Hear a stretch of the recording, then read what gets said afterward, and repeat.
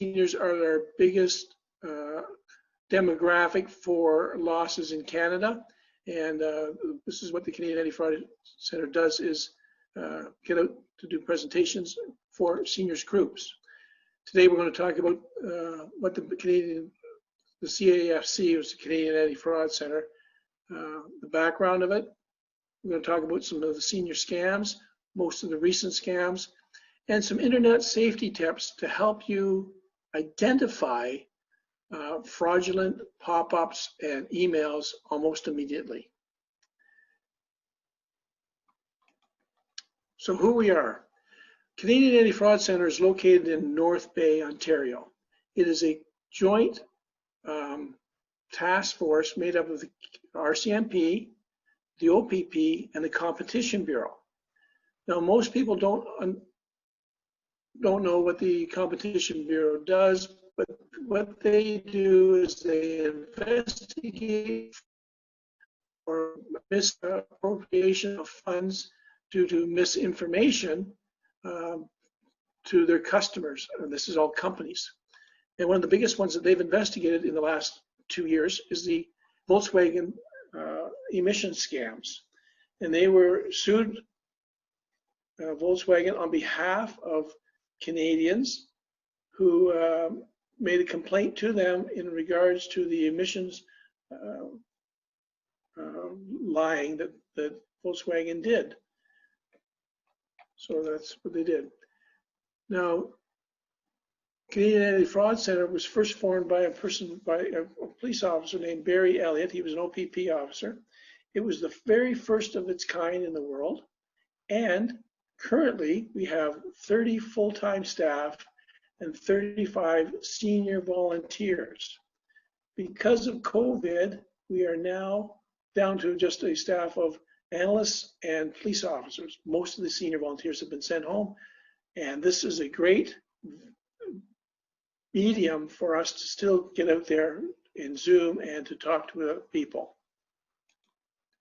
This is what we look at. We only deal with mass marketing frauds, or MMFs. And you can see by the list, and there's 30 different categories that we look at. For everything from romance schemes to spoofing of your telephones or your email addresses, all done by criminals. Today, we're going to look at romance schemes. We're going to look at investments, prize, services, the extortion, or sextortion, and that deals basically with CRA scams going on, where people call in and call you and say they're from the CRA and the police are coming to arrest you. We're also going to look at bank investigators, and we're looking at charities and donations. Now, I really want to touch base with the charities and donations, because charities are the biggest scam right now for all the MMFs. We're looking at hurricanes and forest fires and flooding and COVID-19 and other pandemics and disasters that flood the internet for people that to donate and get things done, send money in, and most of it is done by fraudsters. Statistically, in 2019, there were 46,500 actual reports of fraud reported to the Canadian Anti-Fraud Centre. I'm just going to say the centre from here on in. Total victims were 19,000 people, and of all the mass marketing frauds, Canadians lost $96,163,000. The average loss being just under $5,000 per person. That's a lot of money. To anybody, that's a lot of money. And this is what we're trying to slow down or even stop. So to make you aware of the frauds that are going on and the scams, that's why we're out here doing this. So what do we do? Canadian Anti-Fraud Centre, or the Centre, it's a disruption projects. We focus on the tools of the scammer to get them stopped, And we rely on the private sector as partnerships. I'll give you an example of that. When you become a victim of a fraud, you have to deal with a financial institution. So when we get reports at the center that says, okay, we're sending money to the CIBC to this particular account, and it's been deposited there, then the law enforcement here at the center contacts the CIBC and said, this account is a possible fraud. There's no hesitation. The bank will go in and close it down and return the money that has not already been withdrawn out of it. The same happens with Bell Telephone. The fraudsters have called me from this number. It's Rogers, it's Bell, it's all the different carriers. Same thing happens. This phone number is being used. They will go in and stop or actually cancel that phone number from being used. Same with emails and internet service providers, credit cards, they get them canceled, merchant accounts associated with frauds, and any type of counterfeit merchandising. They just stop it, or they send out investigators to deal with it right then and there. So that in itself helps us slow the process down. That doesn't stop the fraudster from getting a cell phone with Virgin or with Best Buy or another bank account or an email service provider. That doesn't stop it, but it slows it down. And sometimes we are able to get back some of the money that has been sent. Once the money comes in, and it's as you know, it's millions of dollars, it has to be laundered. And this is what makes it very difficult for local law enforcement to deal with money laundering, because money that is deposited in Canada, which is here, I don't know if you can see my cursor or not, but if it's in Canada, it could travel anywhere in the world by a push of a button. And for that push of the button, it can go to another country, it can go into straw buying companies, which are fake companies set up to receive money, and they issue invoices for purchased items or rebates, and the money circulates around the world and ends up back in Canada to the fraudsters, if they're in Canada, and as legitimate money that their company has bought something from Southeast Asia or from Russia, and that's a payment for them, or they've sold something. It is very difficult to follow. You need a real team of forensic accountants, law enforcement joined together through other countries to bring this to a stop. And we're going to talk about that in a second. So who's being scammed? Most of these is people from age 40 to 79. And that's our seniors group in Canada. Now the red is the actual victims in 2019. These are the reports that were taken. This reports anywhere from 10 to 19-year-olds right up through 99, where we've had some things reported to us. So at that point, we have to put a stop to that. The biggest scam out there right now is the romance scheme, followed by the extortion, followed by service, investments, prizes, bank investigations, so on and so on. And this is just seniors groups. You can see it doesn't total up to the amount that was on the previous page in 96, because this is only seniors, right? So how do they get your money? Number one way is for you to give them a credit card number, including the CVV, which is a special code number on the back of your card. Do not give out anything. It's like your PIN number when you're dealing with people that you do not know. If you are purchasing something and you've gone onto the legitimate site, like you're buying something from Costco or Best Buy, then you have initiated the purchase, and you can then give it your number as long as you know you're on the right site. But when you're dealing with someone who's just cold called you or you've received a pop-up that you have a virus and you're willing to send your Visa card number and include the CVV, then that card can be used online to purchase anything they want. So how do they do it? Number one is credit cards. Number two is cash, checks.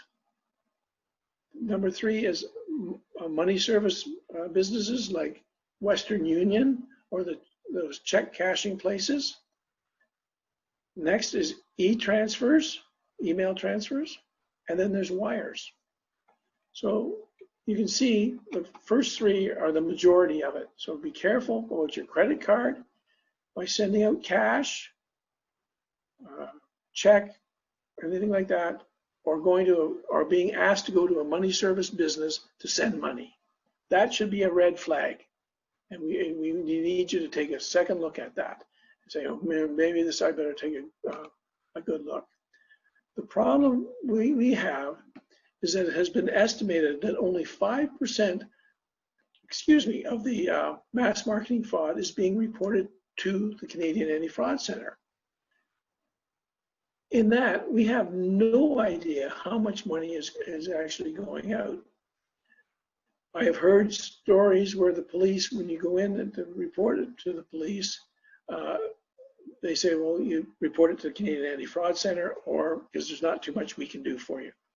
I think that's wrong, and I think that they should at minimum take a report to gather data that they need to create themselves an investigative profile. But with that being said, you can always report it to the Canadian Anti-Fraud Centre, and I will tell you how to do that shortly. So let's talk about a romance scheme. The romance scheme works by the criminal trying to get the person they're talking to's trust to make them feel that they're dealing with a legitimate person. Now, they do that in many ways, but I can guarantee you that they're working from a script. And that's why I'll go through this definition. They'll gain your trust of the victim through verbal displays of affections, communicate through the phone and emails for months to build that trust. And you have to think about how long that would take. If they're doing Zoom and things like that, and they don't do Zoom, they're just emailing and talking on the phone. They'll claim to be located in a foreign country all the time. They're always in foreign countries, even though they might be down the street from where you live, or in Toronto, Calgary, Vancouver. It doesn't matter. They're saying they're in a foreign country. They'll make excuses all the time, so they prevent face-to-face interactions. They do not want you to know what they look like. They do not want you to see what's in the background. And it's very, very difficult to come face-to-face because they want you to start sending them money. Another red flag. Okay? They will advise that they can't afford to travel, and they'll start asking you for money. Or claim that there's an emergency, a sick relative, any excuse, and will ask for money to cover medical expenses, for an example.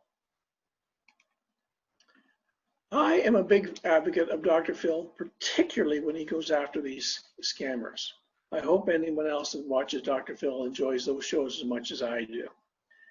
But with these scams, there's people that are losing major dollars.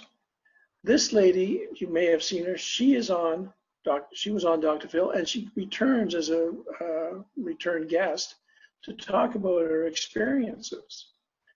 This is expanded now. There's been several people that have come back to talk about it. But the only thing that this woman did was go on Facebook and change her status from married to widowed. And within the course of a week, she was inundated with people from saying that they were all over the world and would love to meet her.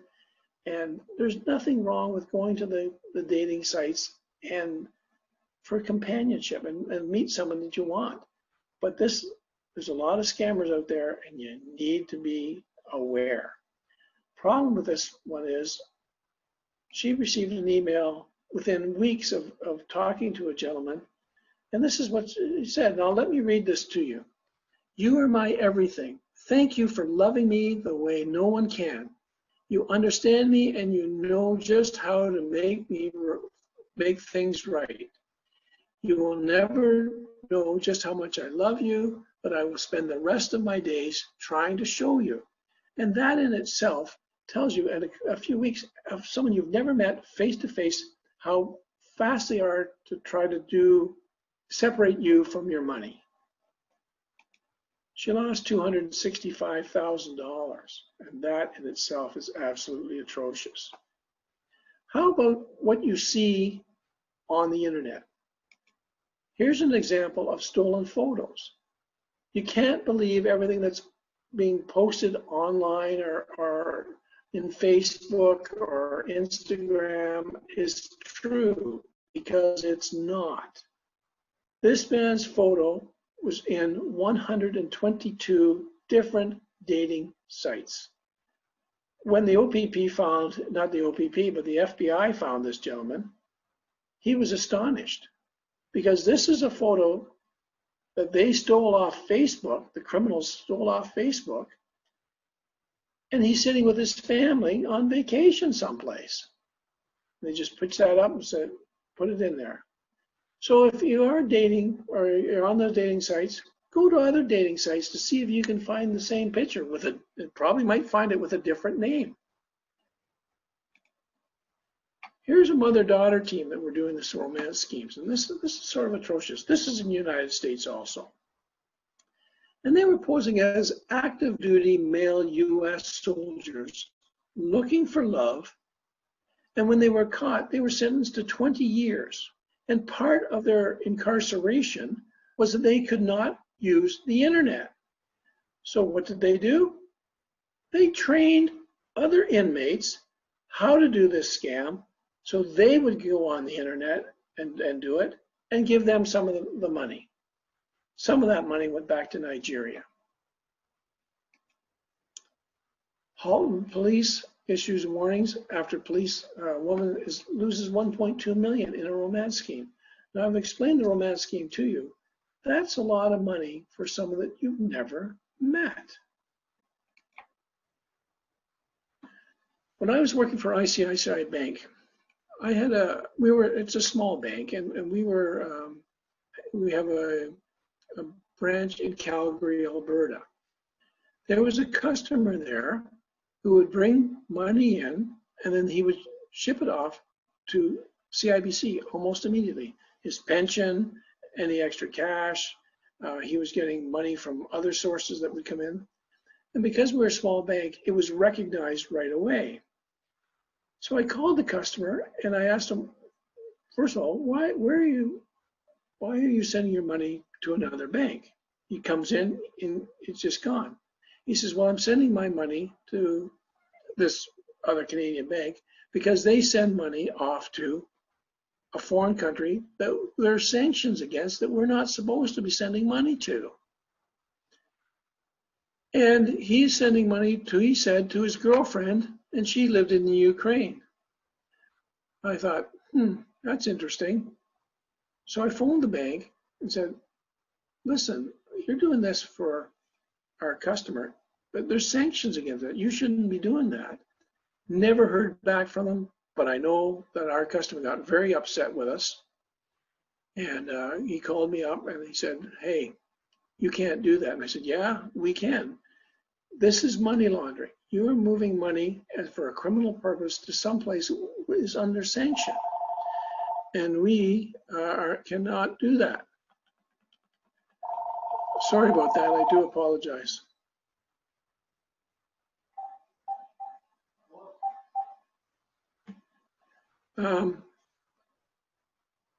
Can't do that. So 2 years later, the police are at my door saying, hey, do you know this about this customer? I said, yes, I know him. And he had lost $65,000 and he wanted the bank to pay him back. Well, we had canceled him off before he'd done that. You're not going to get your money back. And this is why I say here, There are none so blind as those who will not see. Please remember that. Let's talk about investment scams. Investment scams deal with pyramid schemes, binary options, which are legal, and Bitcoins.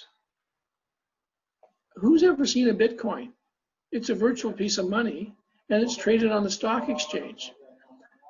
Don't know how it came up and got into the system, but it's here. And that's where the criminals want you to buy is Bitcoins so you can send it off to them. Because it's virtual, it is gone as soon as you push the button. You cannot get it back. A lot of people ask, where do you get Bitcoins? Whoops, I'll get into that in a second. Well, hang on a second, I gotta go back.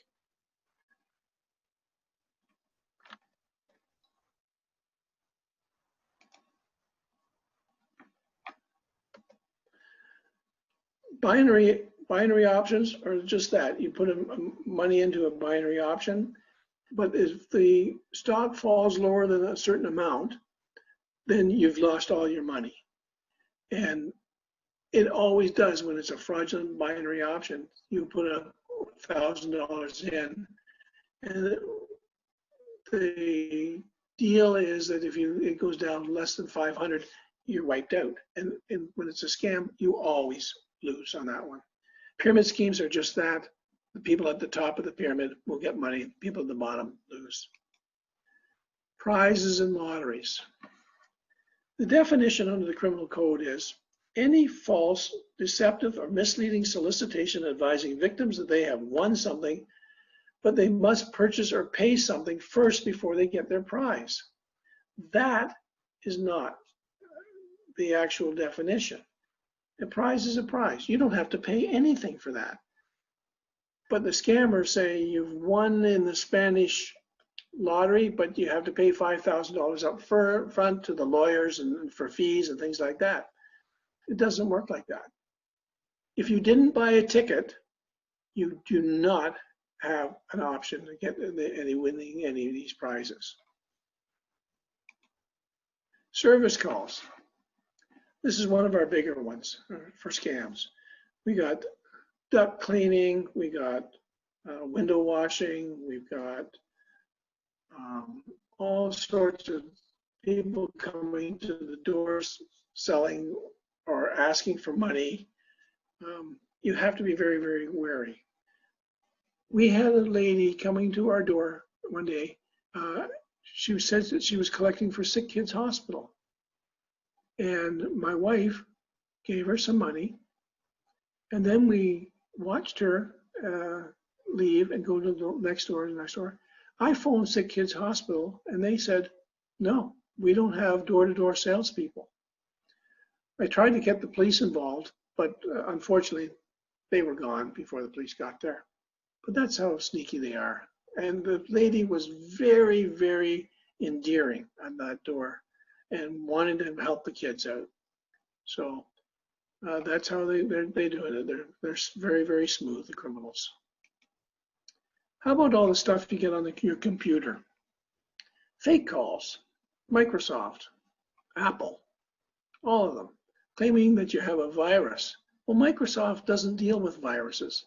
Microsoft deals with the applications that go on your computer. The criminals access your computer, and with that access, they're hoping to get into your bank or personal data. Therefore, you'll send that to them. They normally ask for $499 to go get into your computer and clean it up online. Don't do that. Take it to a reputable computer store. They'll take care of it for a lot less than $499. How can you stop fraud on the phone? Just hang up. A lot of people say, well, I get them at 3 o'clock in the morning. Yes, you do get them at 3 o'clock in the morning because the fraudsters are sometimes halfway around the world and they might not have thought about the date lines and timelines that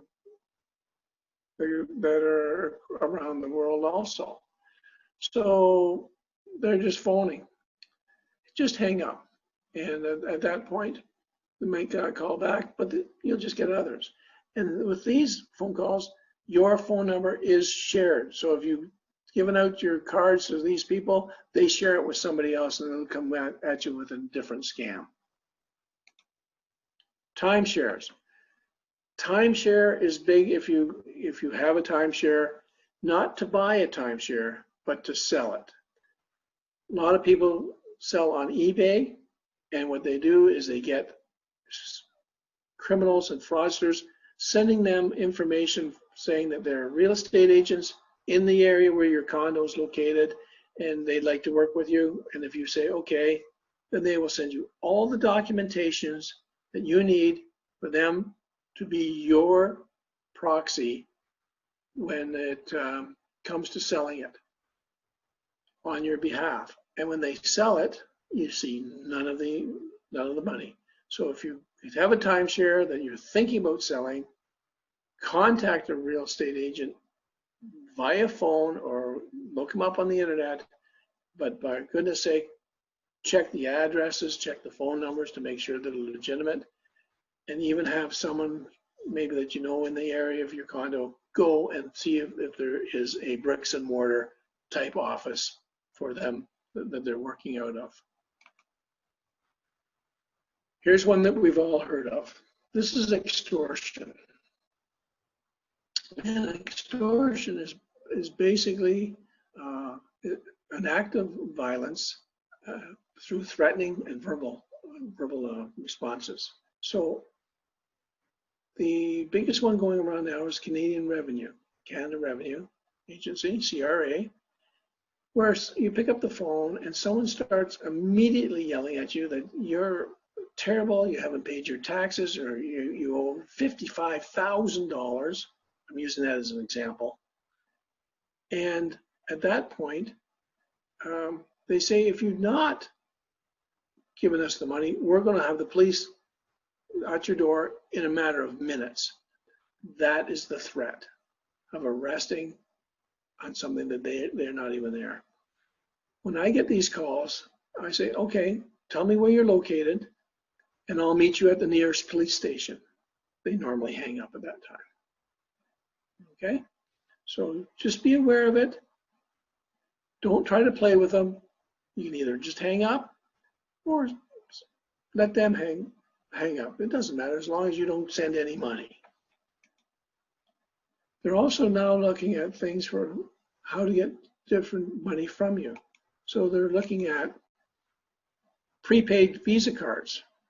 They ask customers, for people that have fallen victim to the CRA scam, to go out and buy a prepaid card.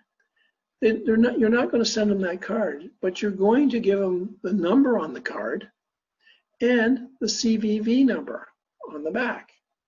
They can then go online and purchase things and sell them at their leisure.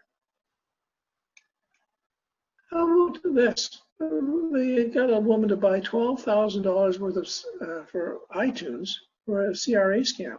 All these things can do is buy music until you go on the internet with the information listed on the card. You can buy music, or you can sell these cards on eBay as is.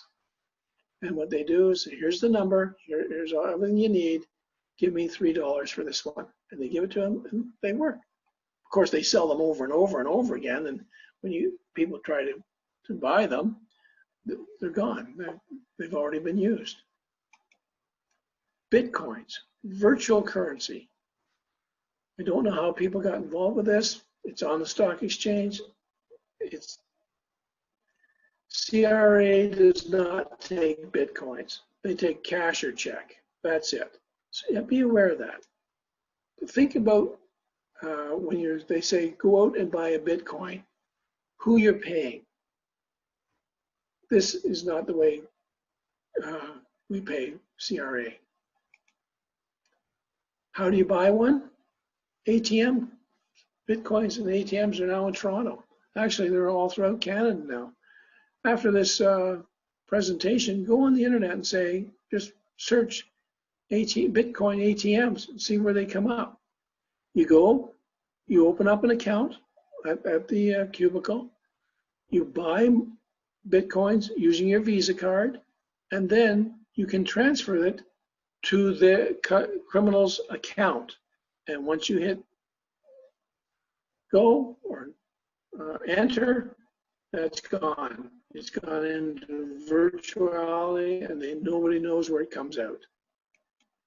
CRA will not ask you for personal information. Request it personal information.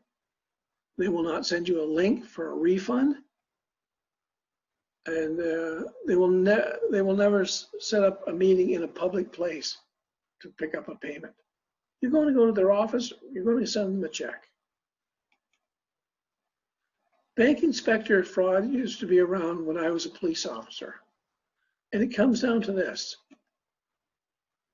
As you come out of the bank and they're looking for seniors, you will be approached by two people, it's usually two, sometimes three, that say, we work for the bank in security and we think there's a fraud going on here with one of the tellers.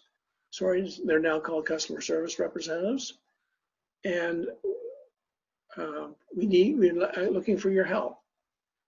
Being good citizens, we'll say to them, sure, we can help you. What do you want me to do? They want you to go back in, take $10,000 out of your account and bring it out to them. Make sure that the teller, customer service representative, puts the money in one of the bank envelopes. When you bring it out, they will have you initial all the bills, and then they will flip it around, quick hands, and give you back an envelope and say, go redeposit it again. When you get into the bank, you open up that envelope and all it'll be is pieces of paper. There'll be nothing else. When you look to see where these people are out in the parking lot, they are long gone. You might have a description of them, but you don't have the car they were in, anything like that. So just be careful of things like that. What gets me here is they will negotiate. They'll say, bring out 10,000. Well, if you don't have 10,000 in your account and you're willing to help them, they'll negotiate. Well, how about 5? How about 3? How about 1? How about $500 to see how much money they can get? And that's what they're doing from bank to bank to bank. There you go. 3 people in the United States were jailed for 235 years for pulling that type of stunt. 235 years. They had defrauded a lot of people. The nice thing about the United States is they have a team of people that go after these fraudsters that do the mass marketing frauds, and they put them in jail for a long time. Indian call center. Now, this is a picture I got from W5. This is just one of thousands of call centers around the world and in every different country. I don't know if you can see my cursor, but the whole building is a call center. It has got research and development, people going in and saying, okay, in Barrie and where you live, it's 905, the area code. Well, that's the main number in Barrie is 424, and then they'll just start running numbers. Automatic dialers, they use to get your number, and that's why you get them over and over and over again, because your number starts from 905, 424, 0001 to 9999, and it's calls. And as soon as you pick up the phone and you hear a pause, particularly after you say hello and there's nobody there, hang up the phone because you're on an automatic dialer. Here's what they look like. Just people. This one was rated because of RCMP had a project going on with the OPP. They'd gone through foreign affairs to get an MLAT, which is a mutual agreement between 2 countries to stop criminal activity. And this happened in 2016 and again in 2017. This is a police officer standing right here, and he looks like he's concerned. But these are the 2 kids that blew the whistle on them, and they actually phoned the CRA in Canada to see if they were working for them. And when they were told they weren't, the person at the CRA was smart enough to get all their information and pass it on over to the police, who in turn went ahead and raided the place. As soon as one goes down, they all, another one just comes down the street. They're that organized and they have that much money. 5 victims, $5.1 million in losses. But this is the amount of people, you can see by the logos, that we use in partnership to see if we can find out who they are. Why is your own number calling you? It's called spoofing. And this number, this card, used to be sold for $9.99, and you could download it into your phone or into your computer to change what your address looked like or your phone number looks like. You cannot phone yourself, and there's no such number as 7777777. No, there's not. You see that? Pick up, put down. Reduced rates. Your credit card companies or provider can charge up to 18 to 19% interest per year. When people are sending you this information saying there's going to be reduced interest rates here, you have to remember something. You have to fill out a credit check, like you do at a bank, and on that credit check is your name, your address, your phone number, the bank you deal with, who your mother's maiden name is, maybe your social insurance number, that sort of thing. Don't even carry, I'm just going to move off, and don't even carry your social insurance card. It's nothing but a piece, it's not identification. It's your number for the CRA. And the only two people that should be asking for that is Canadian Revenue and your bank, where you get interest paid on your money, because you have to have forms that go into Canada Revenue. That's it. Your doctor doesn't need it. Bell Canada doesn't need it. Nobody needs it. Don't even carry it with you. All right? Tracing a call, you get a call on your phone number. Check it out. It's called reverse lookup. You can do it in Bell.